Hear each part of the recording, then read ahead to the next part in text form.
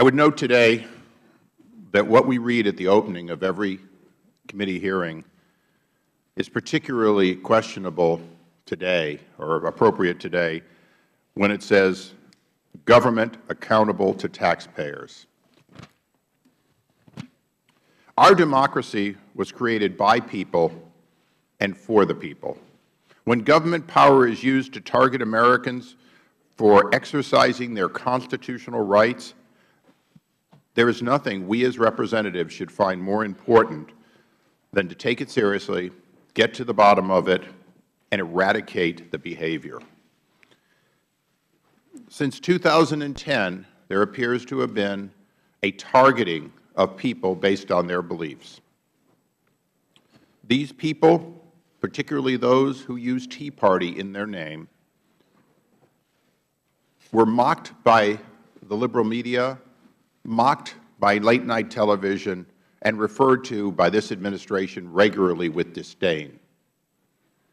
Even here in the halls of Congress, people would talk about who the Tea Partiers were, who was Tea Party supported, when in fact there is no Tea Party.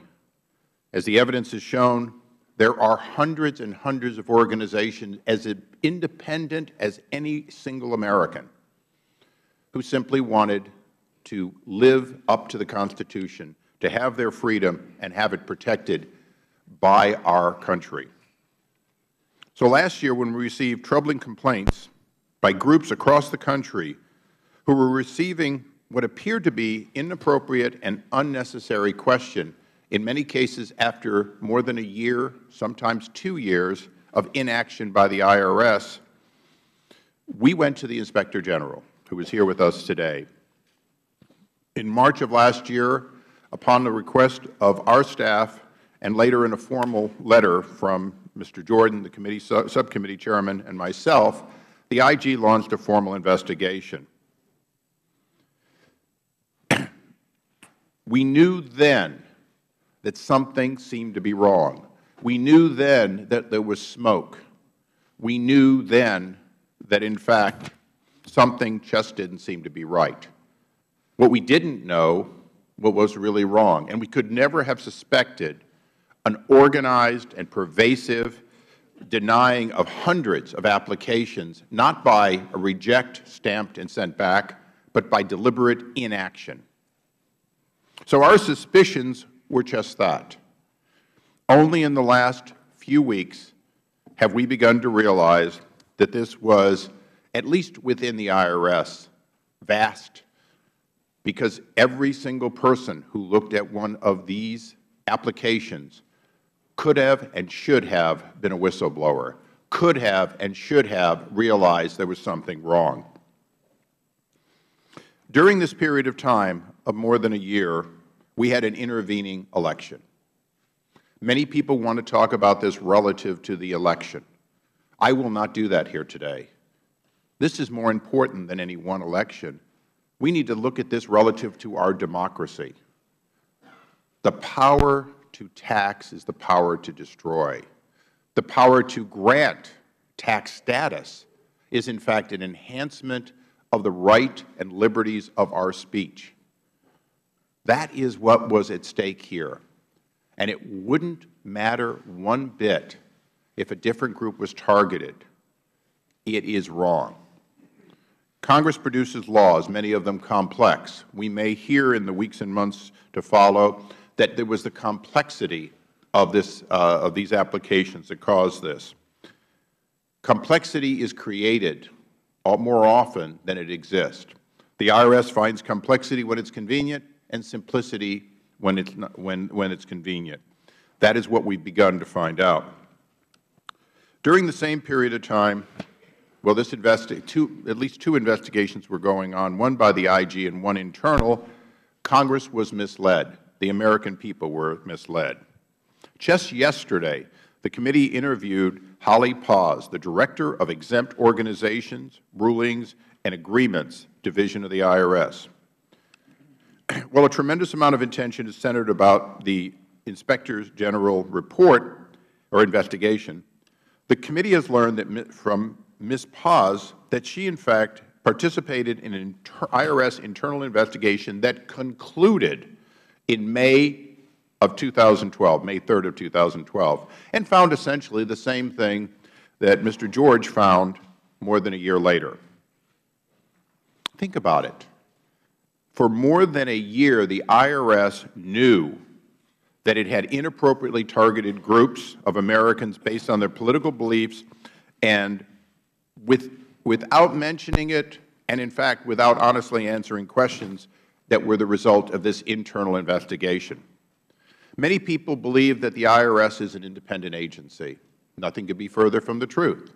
We define it deliberately as less political. It has only 2 political appointees. It is carefully and scrutinized to have limited visibility to Congress, limited visibility because we are protecting American people's rights.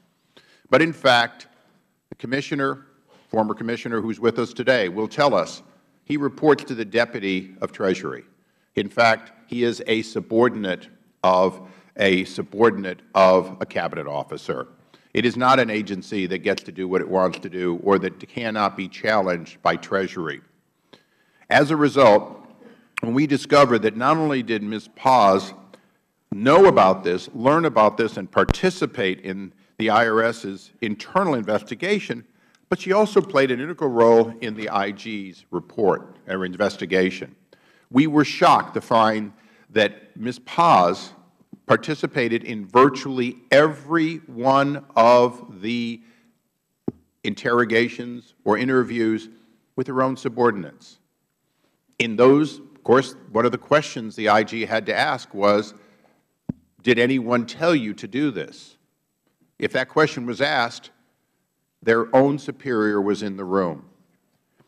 Although it appears as though this was signed off by the IG, this committee finds it inappropriate for any inspector inspecting wrongdoing within an agency to include individuals in the agency who, in fact, could be, and we now believe, participated willingly in this activity.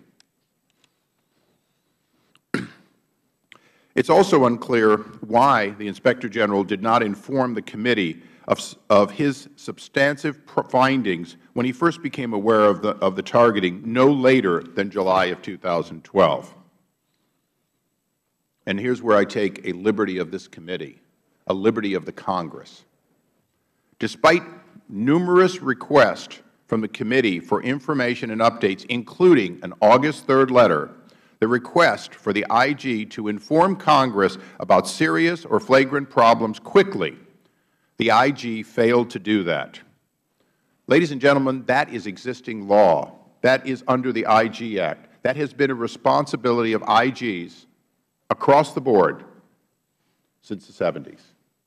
And we, in fact, on this committee, both support, defend, and promote the IGs, but we must also insist, particularly after situations like the GSA scandal that this committee dealt with, that we not wait 10 months to find out that there is a there there. That, in fact, is perhaps the greatest failing of an otherwise well-regarded inspector. Today, we will be looking at how things went so wrong, how multiple wrongdoings occurred, how no one in position of authority seems to know anything about it, and within the Administration there seemed to be a culture of insulation that puts higher priority on deniability than addressing blatant wrongdoing. The American people don't expect perfection. Men and women, many of them working very hard and trying to do the best within government, make mistakes. A few make wrongdoings and do so deliberately. But the buck has to stop somewhere. So in this investigation, the buck will stop with this committee. This committee will not stop this investigation until we know that the IRS is fixed. In a one-on-one interview with the IG shortly after his report, I asked the Inspector General a simple question that I expected to have a mixed answer on. The question was, is this the only time? Could this happen again? In fact, his answer to me in an unambiguous way is, The internal controls are not there for me to say that it isn't happening somewhere else in the IRS, meaning the American people today should not have confidence that this is an isolated incident, but rather, like the days of Enron and WorldCom, you ask the question, has Congress made this organization auditable and accountable the way they make us auditable and accountable?